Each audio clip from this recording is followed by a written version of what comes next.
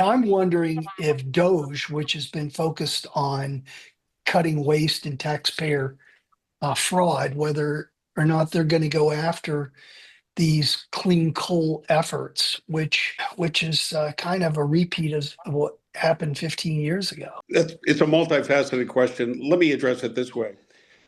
Clean coal is just a term. Big, beautiful clean coal is another set of terms. But the truth is, when the United States made a policy decision to abandon coal, and when we had the fracking revolution that changed the economics of coal, our emphasis on research changed, and our abandonment of projects and processes that could benefit the United States uh, diminished.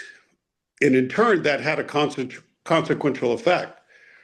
That meant that the world no longer had a laboratory for the development of new technologies that could use coal efficiently and well.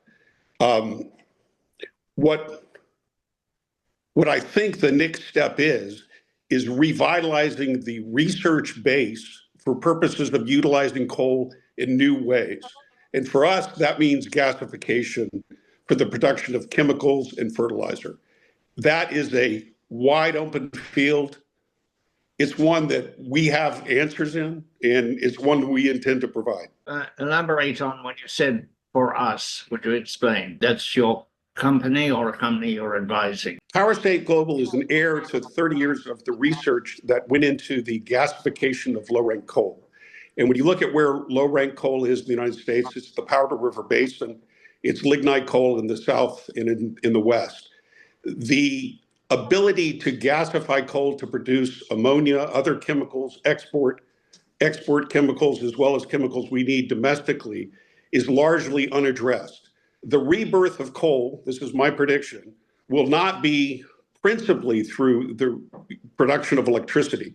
It will be for the production of vital chemicals that we need from a national security standpoint, and that our allies and strategic partners, particularly in India and Asia, need in order to gain independence from Chinese chemical markets that dominate them and provide and beggar them in many ways, because they're importing quantities of oil and gas, LNG, in order to produce fertilizer.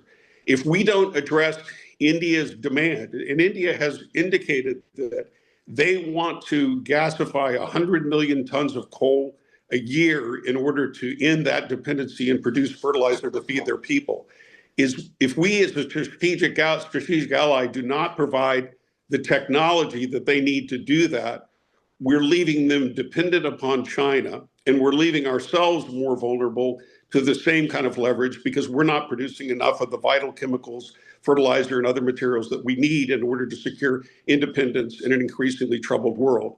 Powerscape Global possesses patented technology that we're working with Glenrock Energy in Wyoming to produce the first coal to ammonia facility in the United States.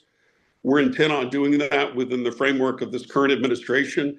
We believe that the U.S. having a leading cutting edge facility like that, capable of testing worldwide coals and bituminous coals in order to produce these chemicals that we all need to survive, is a vital national interest.